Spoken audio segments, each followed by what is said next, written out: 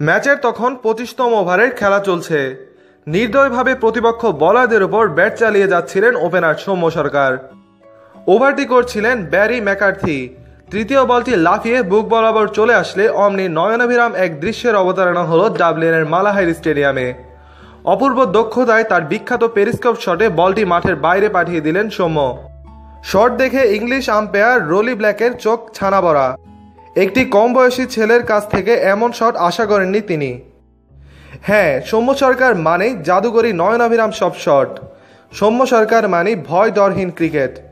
Super stylish এই ব্যাটসম্যানের খেলা দেখা মানে চোখের আরাম। পৃথিবীর কোনো বলারের সামনেই তাকে অপ্রস্তুত মনে হয় না। যে ম্যাচটির কথা এতক্ষণ হচ্ছিল সেটি গতকাল শুক্রবার ত্রিদেশীয় সিরিজে আয়ারল্যান্ডের বিপক্ষের ম্যাচ। ওই ম্যাচে ৬৮ বলে ১১-৪ ও ২টি ছক্কায় অপরাজিত ৮৭ রান করে দলকে জেতান সৌম্য সরকার। ওই ২ ছক্কায় একটি ছিল সেই পেরিস্কোপে। আম্পায়ার রলি ব্ল্যাক ওই শট দেখে হাততালি দিতে ভুলেননি। পেরিস্কোপ শব্দটির অর্থ যে যন্ত্র দিয়ে ডুবোজাহাজ থেকে উপরের দৃশ্য দেখা যায়। বাউন্সার কিংবা শর্ট বলের মতো বলগুলোকে সৌম্য উইকেট রক্ষক কিংবা প্রথম স্লিপারের মাথার উপর দিয়ে পাঠিয়ে দেন, তাই এর নাম পেরিস্কোপ দেওয়া হয়েছে।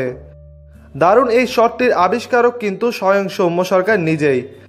দিলশানের দিলস্কুপ কিংবা মহেন্দ্র সিং ধোনির হেলিকপ্টার শট কিংবা মোহাম্মদ আশরাফুলের প্যাডেল স্কুপের মতো ২৪ বছর বয়সী এই তরুণের কাছেও পেরিস্কোপ। শটটিকে তিনি ধীরে ধীরে শিল্পের পর্যায়ে নিয়ে যাচ্ছেন।